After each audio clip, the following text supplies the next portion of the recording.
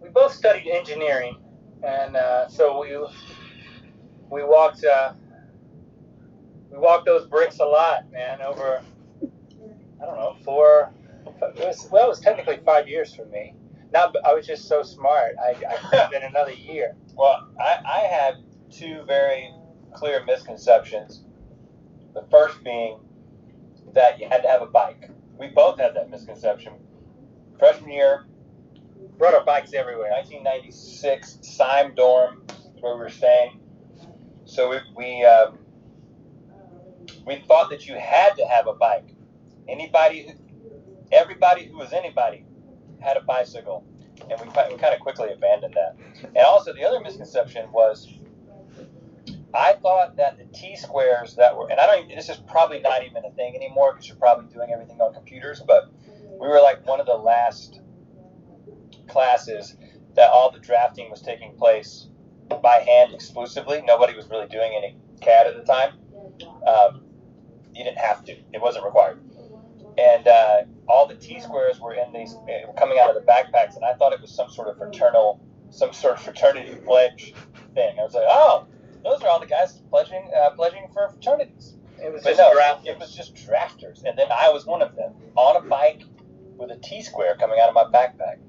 Our freshman year, we were roommates in Syme dorm room number 24, which was in the bottom floor, right in the middle. And so our only window was underneath the stairs to the first floor, like the main entrance to the dorm. So we never got any sunlight in the room. Like at noon, it would be pitch black in our room, even with the window open. And I think they've since learned that has a negative psychological effect on students. So that room is no longer a dorm room. It's like a storage area. Really? What did you do? Go there? I've been many times. Last time I went to 24, it didn't say 24 on it anymore, and it said something else it was not a room. Well, you just can't go back and start going through dorm rooms just because you attended. Well, weren't you there at the time we went back and there was a guy in there and we went into his room? Yeah. Yeah.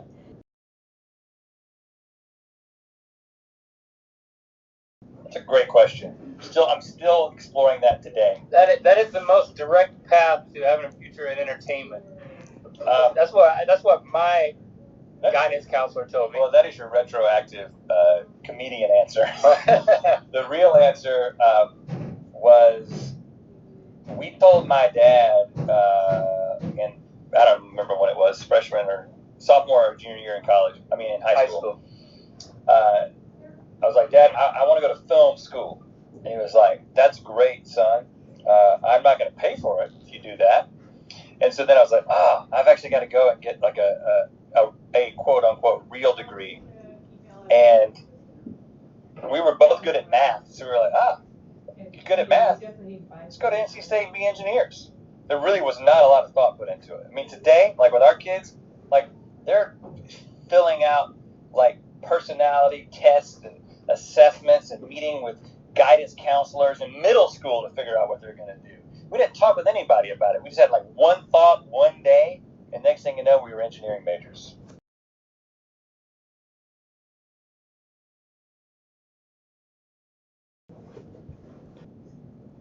What did we do? Let's see. We did quite a bit. I think the highlight of our extracurricular activities was when we would create projects for ourselves, and one of those that is probably the most infamous is our Project Lionel project. We actually are looking at we basically created our own club called Project Lionel, and we had a Lionel Richie self-titled album spread out above our couch, and started taking pictures of ourselves posing like Lionel, and then eventually began taking pictures of anyone who was willing to come to our dorm room in Syme 24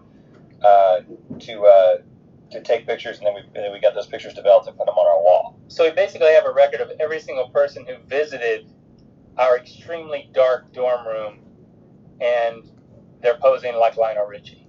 And incidentally, we still have that album hanging in our office right now. I'm looking at it.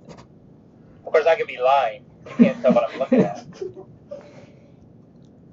The brickwork, man. I mean, it's like it is unmatched anywhere else in all of my travels. And I went to Australia, man. Yeah. They got nothing like that in Australia. Yeah, there's no other place on Earth. There's no other place on Earth that has so many bricks in one concentrated location. I mean, the brick density is something that is, I don't know, it's something I can't get away from. Every time I go all kinds of places in the world, like Link said, and I'm always kind of just checking in on the local brick density and comparing it to the standard that was set by NC State, and nothing has come close. There's got to be another highlight. No, well, I'll tell you. So my highlight beyond the friendships, the amazing academic excelling that I did, was, I mean, I am, to this day, hardcore Wolfpack fan and continue to follow. Well, I follow our basketball team and our football team, let's be honest. I'm not one of those guys that goes all the way and also follows the baseball team, except when they're like on the blog that I go to see what the basketball team and the football team is doing. How about that swimming, though? Yeah, and the swimming's great. I mean, like, the swimming's great, the wrestling's great, but I'm just going to be completely honest with you. It doesn't move me in the same way. But I remember going to, and look, we were at school, and we've had some ups and downs, a lot of downs in athletics, especially when we were there. So, like, we were there 96 to 2000.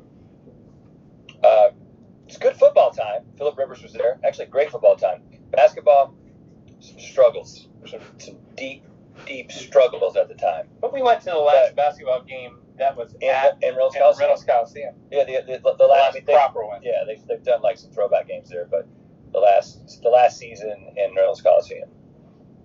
Won't forget that. The bricks. So many bricks. Yeah, I mean, really. I've traveled around the world. I've even been to Australia. I've never seen such a high density of bricks. I mean, you almost feel like you're drowning in them.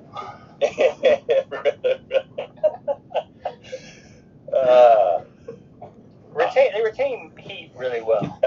I like to walk around barefoot on campus. Nude, actually. I'll go back occasionally. I'm that guy. Just hey, I recommend this to every student.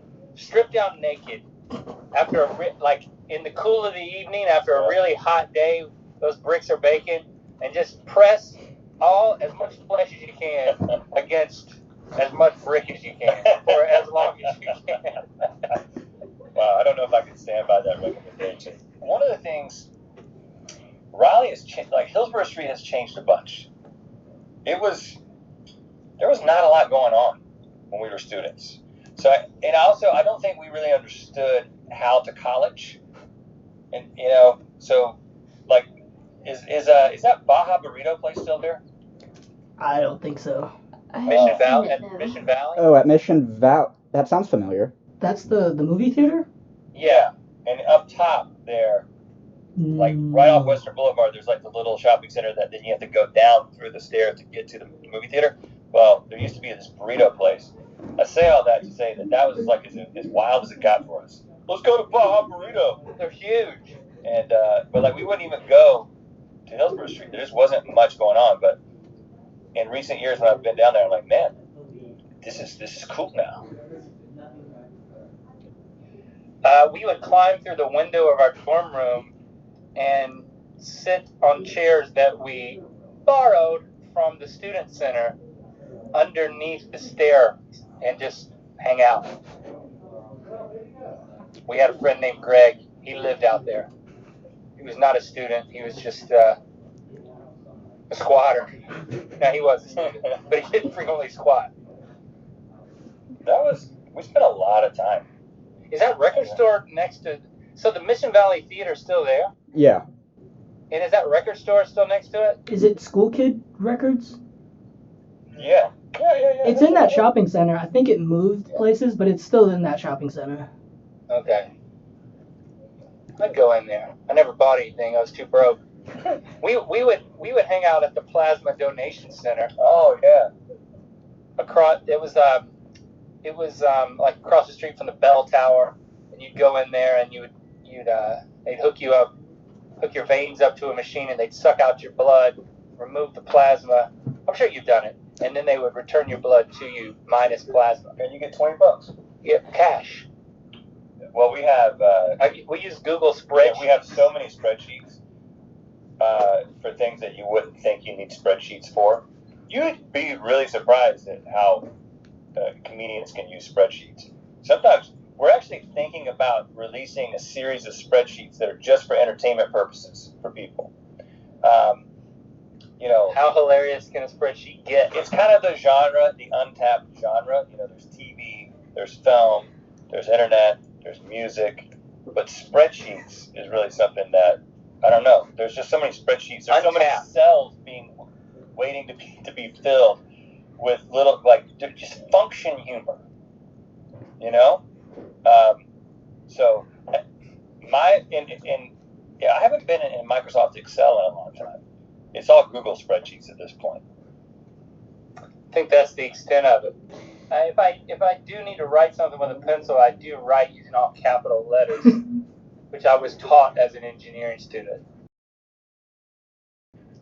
We were skeptical. I mean, we knew that we wanted to do something with our comedy, but we honestly didn't know what that would look like. Definitely never had any real idea of coming out to California and creating a production company and doing this full time. It was just right place, right time, and getting in very early to the YouTube game in 2006, right when it started. I think that's the biggest thing, is that we just got in when it was not nearly as competitive as it is now, and no one was making a living doing it because you couldn't. There was no way to generate any revenue. But we got in, and then very quickly we're like, this is fun. This is what we want to do all the time. So it was a difficult thing right at the beginning, because we didn't know exactly how we were going to put together a living. But some different sponsored projects and brand integrations and that kind of thing fell into place early on and gave us an idea that, okay, maybe we can pull this off. And then it was just one thing led to another. I think I would say stick with it for a couple of reasons. Number one, it really makes a great story when you can be like, we got engineering degrees. Anytime people begin to think, I don't know if I can trust these guys. They might be stupid. I don't know. They're just on YouTube. Look at their hair. Yeah. Who do these guys think they are? And they're like, no, actually, we got engineering degrees and worked in the engineering industry for a few years. At that point, everybody gets a little bit quiet, and they're like, okay, I guess we should listen to these guys. Right. That shuts them right out. If that doesn't work, we can resort to physical violence. Well, and it's funny because my dad was the one who was like, I'm not going to pay for film school. He's now a huge fan of ours, but he was the one that I think it was between my junior and senior year where I kind of had an idea of, I don't think I'm going to do this engineering thing forever. Maybe I should just switch to communications. And he was like, well, you can always use that. You can always use that engineering degree. And I was like, okay, I guess what you're implying is that I'm not necessarily going to be able to use that communications degree. Okay, thanks, Dad. So, it was actually, it ended up working. We both got married right out of school, so having that steady job, I was at Black and Beach right out of school, did kind of help us get started and not have to wonder what we were going to do while we were figuring out other plans. Yes, and I actually wrote a little bit. I did some opinion stuff. Yeah, I think a lot of times you would write about me. Like there was definitely, you wrote a whole thing about somebody having a unibrow. Like you wrote a whole opinion piece about the unibrow, but it was like what's it called when you write a piece that's targeting somebody? Come on, communications major. A hit piece? A call-up? A what? A takedown? Take down. What's it called? What's it called? Expose? Yeah, like an expose. That's not the word, but I've you used wrote a lot of different words. But you mentioned me by name and made fun of the fact that I had a unibrow. Yeah, well, you know, technician. I remember specifically one of the things I wrote about, I was really, my least favorite thing at NC State were the Carolina fans who were at NC State and continued to be Carolina fans while they were at school, going so far as to wear UNC paraphernalia while they were in class. And I just that just got under my skin, and I wrote an article about those sheeps in sheep's clothing. And that's one very particular. That was the hit piece. Did you use the term sheeps? Because that ain't a word. Yes, I did. I had 1 year. I think it might have been senior year. I did some opinion pieces. Well, we're doing something that, we had a stage show that we toured with all last fall, and did I mention that we went to Australia? But unlike that tour, this is totally different because this is just a concert where we're, for the first time ever, we're doing like an hour and a half long set of our music from the past decade, viewable on our YouTube channels. So yeah, we're trying something new. It's all music with some banter throughout, and there's going to be some special guests in the middle of the show who we're excited to bring on stage and introduce our fans to. A lot of people may already know who they are, but I'm not going to say it's us playing characters, but I'm not going to say that it's not. Yeah, right. Their money's worth. Well, it's a free show. It's a free show. I think we just want to make people laugh. That's what we do with all the with everything we produce, and music has been a really big part of our long-term YouTube career, and we've always enjoyed performing it live. It's something we want to get back into doing more. So I just think we just want people to enjoy the music, have a laugh, and we will be premiering a few new songs that will have never been heard before by anyone outside of the people in our office who have heard us practicing them over the past couple of weeks. So it'll be special. Anytime we do anything in North Carolina, we bring out all our friends and family, and which is special. Also a little weird, right? Because you're performing in front of everybody you grew up with and your family, and they've seen us do our thing. But there is a sense of pressure. It's just like, don't want to screw up in front of mom and dad. Well, honestly, it was I don't know exactly what they're called, but the committee that decides on who's coming back for this North Carolina series asked us to come. And I think originally we were like, I don't know, we don't really have anything. I don't think that our other stage show, which is kind of more associated with our book, we didn't really think that would work. But then we're like, you know what? We've got a bunch of songs. Let's actually dig back into these and figure out how to perform them again and put on a show. So it just seemed like a great opportunity, and we haven't been to the State Fair since living in North Carolina, so it's been at least 8 or 9 years. So we wanted to come back and wanted to be able to play our music.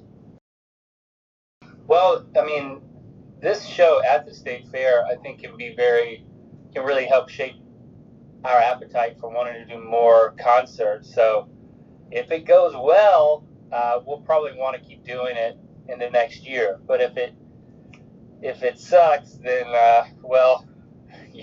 you got to see a train wreck. No, it's going to be great, and I'm sure it will lead to us wanting to do more shows next year. We welcome students showing up to cosplay as us, or any references to any of our videos, I can't guarantee that we will acknowledge you from whatever stage or seating situation that we are in. But feel free to do that if you want to paint your face or your body, or make a banner. I'd get a kick out of that. Well, I love banners. You don't want questions. You just want banners. And body paint. Okay. I'll take questions. I don't know what I want to be asked. Just whatever people want to ask. I'm an open book. I'm more like a pamphlet.